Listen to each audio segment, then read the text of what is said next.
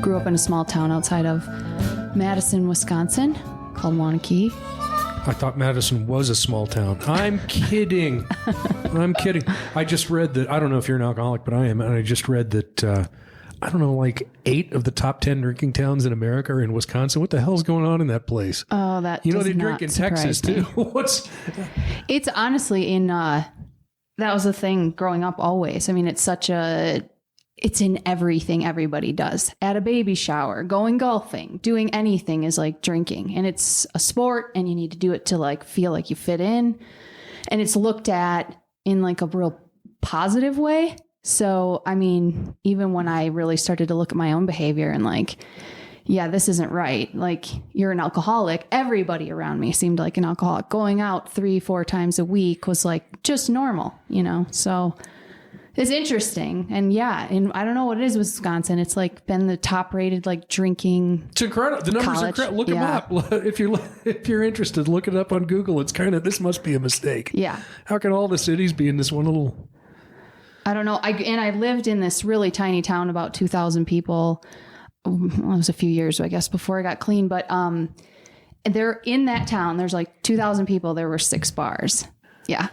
Drinking bars seem to be like going away. I don't know if it's a legal thing or if just you can get just as drunk at Chili's or whatever. I don't know what changed, but you know, the do drop in kind of culture that I grew up in Texas has kind of disappeared. Yeah. I mean, I can't say because I haven't been in many bars in a while, but I'm like, I just went back to Madison for the holidays and there's still a lot.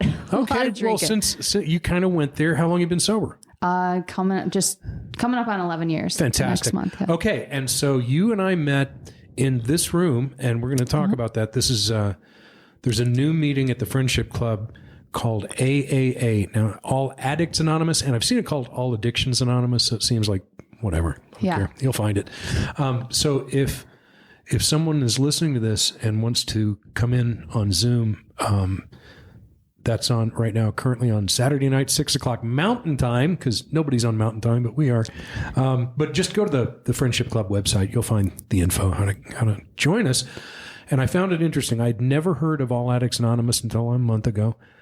Some friends came to me asking if they could hold a meeting here. And I said, it's about time they started knocking down the walls. I've been sober a long time, and it never made sense to me that the cocaine people are in this room and the Jack Daniels people are in this room and the marijuana people in that room. We're addicted to getting high, and let's all, get together and talk about recovery. How did you first hear about it? Well, that meeting, actually, one of my friends just texted me and was like, hey, there's a new meeting tonight. You want to go? I didn't even know. She just told me it was AAA. I didn't have a clue what it was. Leslie. All right. The reason I invited you on this show is we were both in that first meeting, and share what you had to say about it was profound. It seemed writerly, and I just couldn't believe. I was like, well, she must have been going to these AAA meetings for 6 years, and I just never have heard of it. Say more about that. What'd you say? Can you repeat? Yeah. Well, I mean, I think that when she told me a little bit about what the meeting was, like All Addicts Anonymous, I was like, oh, this is interesting, because just like you said, it's about time these walls start coming down. I first got clean in a program, like in NA, and because a lot of my problem at that time was like alcohol, but also I was like really into all sorts of drugs. And on the outside, my life from the outside looked pretty normal, especially being in Wisconsin. Like, I can be drinking all the time over here, and I was like, my career was thriving and it looked fine, because everybody else was also drinking. But then I had this other group of like people who I did other things with, and so in a Dr. Jekyll and Mr. Hyde kind of way, is that what you mean? A little bit. Okay. I was really like compartmentalized a lot. I mean, I wore a lot of masks in like what I was doing, and even with my family, like they didn't really know what was going on with me. I was just gone until like things at the end were getting pretty bad. And I remember, I showed up and needed money or whatever it was, but my life was about to crumble down. And anyway, so that was the fellowship that I ended up going into, and, and I stopped using all substances. And I don't know, call it 6 months into that, I started kind of doing what felt like the same thing with food. And developed like an eating disorder. And, it was really hard for me because inside I was like, wow, this feels the same than when I was drinking and using, like the obsessing and all of it. Addiction. Yeah, exactly. And I remember I said to somebody that I was going to meetings with, I asked them about it. I said, what should I do? And they're like, you might want to not share that in meetings and just talk to your sponsor about it because it's a different issue. And I remember just thinking about like, doesn't feel like a different issue to me.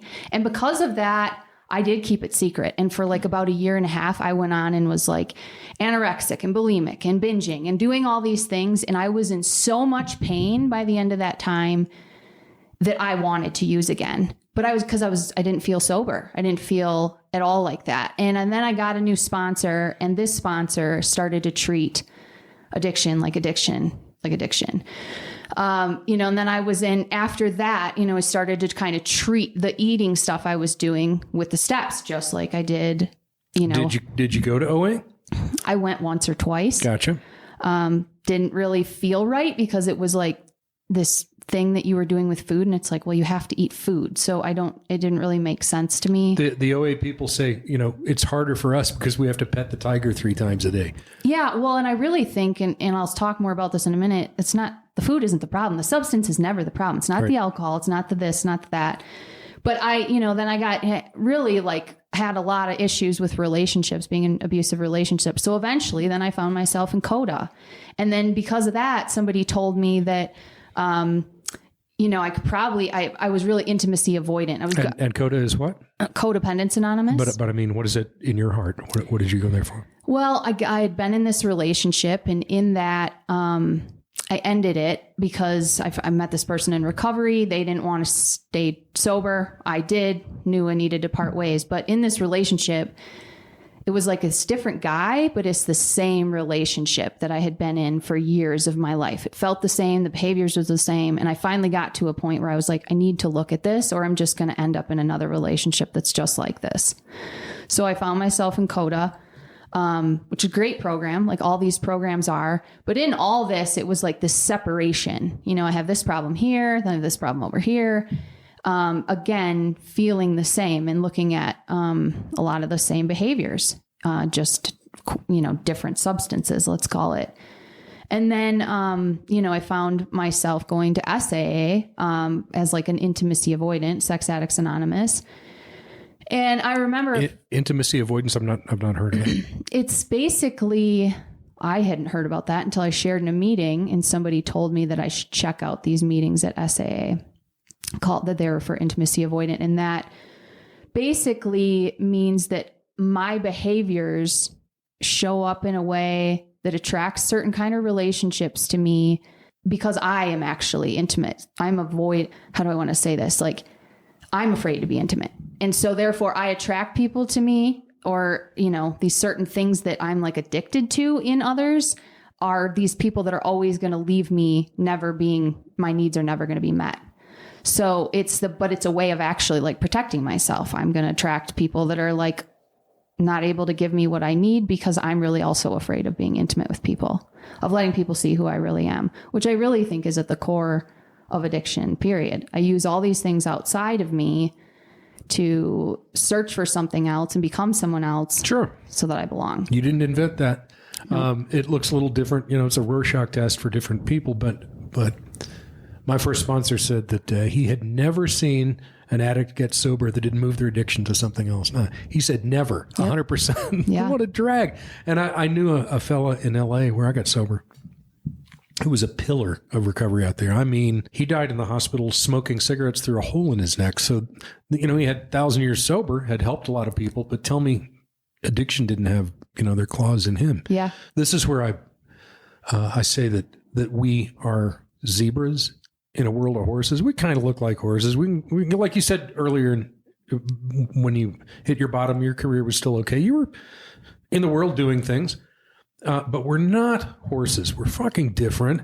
And when we come to these rooms with our tribe and tell our truth, it helps us. And it's a mysterious process. And it started with a drunk doctor and a crazy stockbroker in Akron, people that would not normally mix.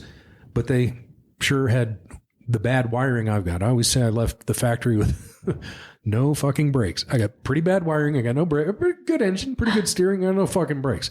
And when you say that, you already, I don't know you at all, and you already know quite a lot about me because of who I am and where you met me and what I'm here for. I'm an AA guy. I've been to lots of other meetings. I just settled in early on. I was in a rehab and they took us to every meeting under the sun, and I just clicked with AA and I stayed there and didn't worry about it. And I find that it's 6 and 7 or, if I want to go deep on 6 and 7 in any issue, so far it hasn't failed me yet. And I mean, I have failed to do any fucking thing about it. I've blown off doing the work, but it doesn't mean I haven't been shown to stop doing what you're doing, start doing what you don't want to do. Yeah. And I did, I don't talk about this a lot, but I'll talk about it with you because we're here under the heading of this All Addicts Anonymous AAA meeting, which again, we've got a Zoom meeting here at the Friendship Club where anybody, we're in 65 countries, 1,000 cities. If you want to check it out, you can just look up the Friendship Club online and go to our live All Addicts Anonymous meeting on Saturday night. And I can be honest in there about the fact that I got addicted to alcohol in my teens, and I would say marijuana in my teens. And I got in one too many car wrecks and quit drinking in my 20s, but I didn't get sober till my 30s. It was pot that kept me going. And then I got hooked on cocaine, which finished the job. That is some rough stuff for me. So I was rearranging deck chairs on the Titanic. I found myself thrown in the hospital. And have you ever experienced the meeting after the meeting? One person talking to another and they nail you. They're not even talking to you. They're not looking at you. You're overhearing two people talking. You're like, shit, that's me. Yeah. Okay. This counselor who was a pretty renowned guy and very lovable. Everybody wanted to be liked by him. I overheard him on this topic of various substances say to somebody else, yeah, it's all the same. That was a thunderclap moment for me because I knew goddamn well that for me, it's all the same. Mm-hmm. I first had funny feelings about pain pills for a bad tooth when I was 10. That was probably an earmark of where I was headed. Alcoholism in my family.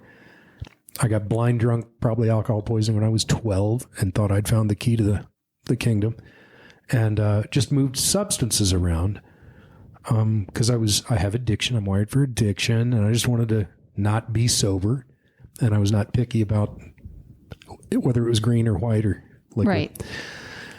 And so here's this AAA, which I've never heard of until a month ago, that I think is about the coolest shit I've ever heard. And the meetings themselves have been excellent. Yep. I think I heard you say you got into NA 11 years ago and at that time dropped everything. That's what's happened with me. I got intervened into a hospital and I've been clean ever since. But yeah, I've certainly suffered with mental obsession, moving things around, doing too much of things that aren't good for me, or workaholism is a mysterious one because you get rewarded for that one and it doesn't make you, absolutely. you don't lose, you don't have to get a desired chip. Right. But it will wreck your family and your health. Yeah. I think I would really say that I haven't felt like I really started recovering until I started treating this like all the same thing. It's addiction, which is a great thing because it means that it's the same solution for everything. And really the solution is having a spiritual connection and deepening that spiritual connection. And what I found is that I needed to start loving all these places of me instead of like separating them, pushing them aside. And that in itself is really a connection to a higher power through, what's inside of me. I think that where I run into issue with going to meetings, even in my recovery, where in a lot of, if you look at the literature and all of at least the programs I've been in, it's all talking the same language. But sometimes I think as a fellowship, we get hung up on the substance. And in doing that, we disunify. No doubt. Yeah. And you have these people that come in and, I didn't really run into this, but I have seen it happen in several different rooms I've been in where because they don't use the substance or they don't identify in a way that maybe some other people in the room do, people go up to them after the meeting and tell them they should maybe check out somewhere else. And man, I don't know about you, but when I finally got the courage to go to a meeting, especially my first one, I was like, looking for any excuse to leave. You know, somebody tell me I don't belong. Somebody actually did say, you look pretty good for your first meeting. And I was like, I didn't think that I was bad enough, so I didn't belong there. But I kept coming back. I had a few people in the fellowship at that point that kept me coming. But people in the beginning are really, you know, they're there because they want help. And the solution is the steps. And I don't know about for you, but for me, what I'm interested in is maybe in the beginning was to stop using drugs, was to stop using fentanyl, stop drinking, stop doing all this stuff. But then it became about why I was ever using those things. Of course. And what I really wanted was freedom. I wanted freedom from active addiction, and I wanted freedom of being who I was actually supposed to be, instead of like who I've been pretending to be through years of my life. You know? I said Dr. Jekyll and Mr. Hyde earlier, and I really, what happened to me is I knew nobody could have talked me into her. Oh, you're not an alcoholic. It was like, you know, thanks for sharing, whatever. I knew. Yeah. Cause I'm a hider. And I had been, I still hear people in meetings use the word party. And we'd go out and party. I'm like, yeah, not so much with the going out and partying, more with the buying the cheapest shit I could get my hands on and hiding at home until I ran out and had to go to work, that kind of thing. It was not fun. Yeah. But I had to do it. It was like eating or breathing air. I had to feed this, you said active addiction. It's a hungry beast inside me that I just had to go fetch what it needed and keep it going. That's what it was. And I knew that. Whether you knew that or my parents or my, poker buddies knew that, it didn't matter. I knew deep down in my heart that I was different. I had no intention of stopping. I was just too busy. Yeah. Keeping the deal rolling. And I got intervened on and thrown into a hospital and put to sleep for a few days to stop the cocaine jonesing, and it worked. I woke up more or less, and that was gone. And it never, I'm telling you, I swear to God, it never crossed my mind that there was such a thing of relapse or going back out to that deal. It was like, this shit is over. The message was loud and clear. What was new? Never crossed my mind. I'm not stupid. I had a college degree by then. I'd been around the block a couple of times. But what I had not thought of in any way, I was sick. They took me to a hospital. This was not a rehab. I mean, it was a rehab wing of a hospital with doctors and medical, and they were keeping a good eye on me because I was shriveled up and crazy. That hit my head. Oh, Jesus, I'm sick. I'm sick. That's what's going on here. I didn't know I was sick. They didn't take me to jail. I've done 10 million illegal things, drunk driving, and drugs are illegal, so on. I remember when pot was illegal. This pisses me off now. I see you kids I drive around and see the billboards saying, call us, we'll bring you a pepperoni pizza and a bag of weed. I'm like, fuck, that shit wasn't on the board in the 80s in Texas, I promise. I was absolutely, I knew I was done. I knew I was an addict and an alcoholic before I ever got in there. And I knew I'd been caught out, and it was the fucking party, if you want to call it that, was over. And I immediately fell in love with some of the people and some of the meetings. And I went, I don't know, I'm a musician. And sometimes when you see certain musicians, you're like, okay, there's the next 100 hours of my free time is learning how to do that. Yeah. Sometimes you see what you want and you want to do the work to get the result. That was what I felt. And these guys, they were men. I'm hanging men's meetings mostly and still do. And they played a really open hand. Like, yep, you can be one of us. Let's go out to Denny's. I'm like, I fucking hate Denny's. I'm like, so do we. Come on. And bring your book, bring a pencil, and we'll show you. Yeah.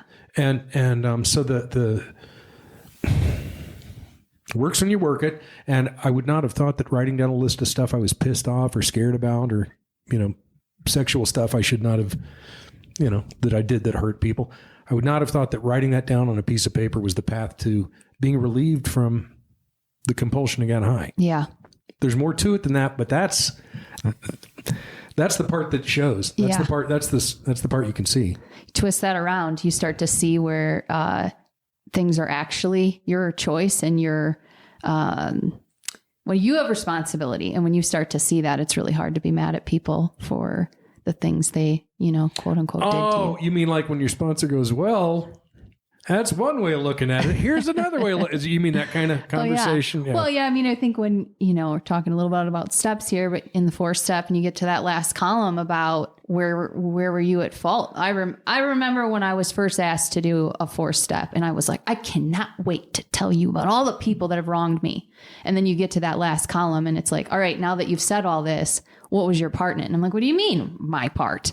But as soon as I did that, that's where you take your power back because you're like, holy crap, I had a choice. I stayed in these relationships. I participated in these things. And not only that, but when you really get down to it, because there's some things that, some abuse I went through as a kid, little kid. And, I remember I had a sponsor and they were like, that you didn't have a part in that. And I was like, well, this doesn't make sense because I still have resentment.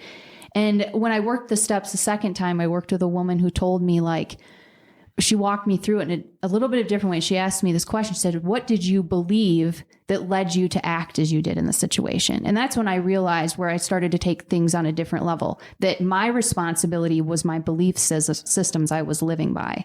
It wasn't just the thing I actually did. It's that, Would it be okay to ask you more about that? What do you mean?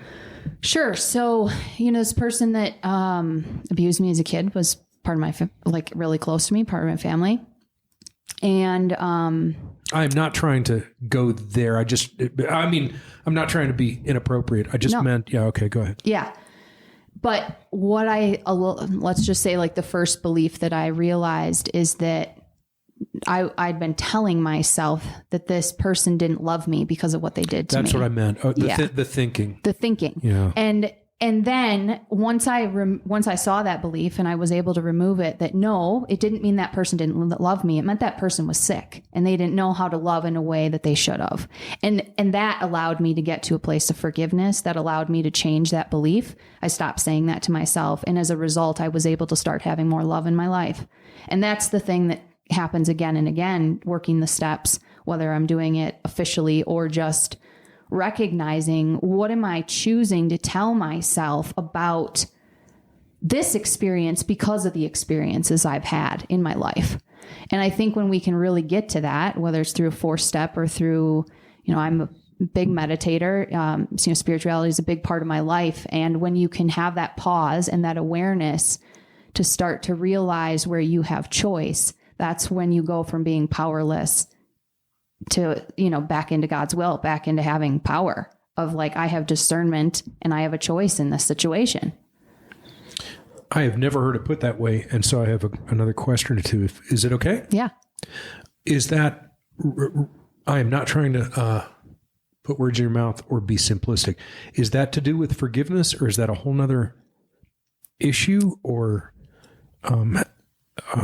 how does forgiveness or apply or not apply to what you just said? Yeah, I think that's a really good question. And I think that the progression of, when you are able, when I go in from the victim or I'm blaming, and in this situation, I was a victim. Yeah. Absolutely. I'm not saying that I wasn't. It was just, how do I choose to live my life? Because if I stay in that place of being a victim. Here we are, we got a life to live. Yeah. Right. If I stay in that mentality of being a victim, what I realized is I was still letting this thing have power over me. And it wasn't allowing me more freedom that I wanted. And so that was my choice, right? I can either live my life through this belief system or I can change my belief systems. But the forgiveness piece, I think, is I had to see that I had responsibility, meaning in what I was telling myself, right? That this person didn't love me because of what they did to me. And as soon as I was able to see that, then I was able to get to a place of forgiveness because then I saw that that person was sick. It wasn't that they didn't love me. And in doing so and seeing they were sick, I could then forgive them. And then it just, the resentment started to melt away in me. I couldn't explain it. I couldn't even explain how I got there. And honestly, how you got where? To being able to forgive this person. Yeah. Actually, I was at a women's retreat once and a close friend of mine She was a therapist and dealt with like it was at this facility where they dealt with pedophiles, like really harsh. I don't know to what level. And we were just all sitting around one night late, there's like 6 women. I just started asking her questions about what it was like to work with the group of people. And like really from an inquisitive place, I was just really curious what it was like for her. And she was telling me, basically that this isn't something these people choose. They're sick. And it was like through this, we spent 2 hours talking about this. And through listening to that, I was able to really see that like, wow, this person was sick. They're not part of my life. I don't have any contact with them and haven't for many years. But yeah, once I got to that place was where forgiveness came in that situation. And it's not really any different from other situations where you have resentment for people. When I am able to see my part in that, I think that's the point, after that is where you get to a place of forgiveness for them and for yourself. Because I think once I realized I've had these beliefs, I realized I'd spent years of my life living from a place of believing this that has gotten in the way of all my relationships with other people. As the substances were gone, or as I like to, explain sometimes the padding was gone, the anesthetic. I once heard a newcomer ask an old timer, "Am I going to feel better?" And the old timer said, "You're going to feel everything better." That has been my experience. I came home. My then wife had bought new bedding. I walked upstairs and I saw the stuff. I said, "That goes to Goodwill or the garbage, or I got kerosene and a match if you want, but get that fucking blue waffle pattern off the bed." It was what had been in the halfway house after rehab. Yeah. And my anesthetic was gone. So instead of passing out after 20 hours of raging, like I did the last months of my deal, now I'm twisting the sheets at night. I can't sleep, 3 hours a night. And it was El Cheapo bedding from, the kind of thing a halfway house would have. Right. It was like sleeping on sandpaper. And I came home to my house 15 years later and the same stuff, the same color, the same weave. I'm like, that goes, I don't care if you paid $3 or $3,000. That stuff's going straight in the garbage. So because the anesthetic was gone and the padding is gone and you feel everything better. Which is, I think that's called growing up. And I think I skipped that part from the age of 14 to 32. Yeah. I must have been playing hooky from school the day they handed out How to Be a Human Being, booklet, but I definitely didn't get it. And so I had one tool, and that was getting high. And it was easy to get my hands on all kinds of stuff for cheap.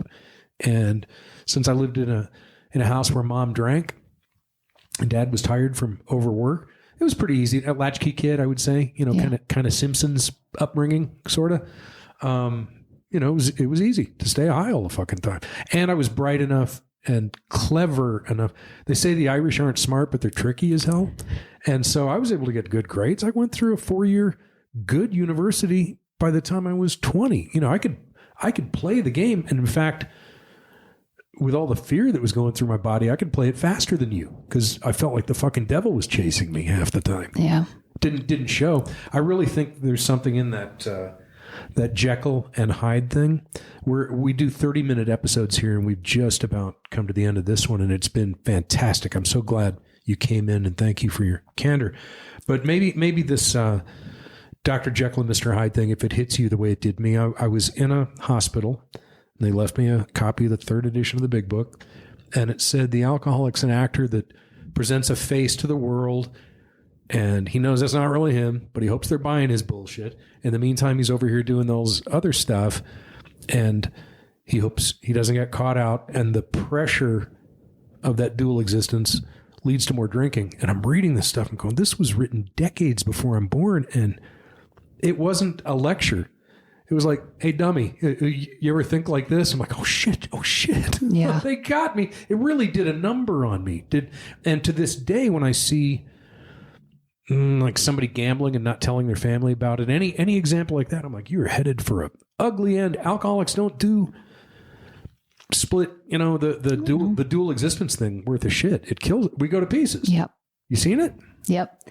I mean, and I think as you work the steps and you come around more, that kind of behavior, I can't even tolerate it anymore. My body, it's so painful. Thank you. Yeah. I feel the same way about resentments. I still get them, and it's like you're stabbing me. Oh, gosh. People say, "Oh, I love a good." I'm like, I do not. No, take it back. I don't want it. My sponsor says that's the Princess and the Pea. He goes, you're out of practice. Yeah. He goes, think all that shit you used to have carrying around in your gut all the time. Now you get one little resentment.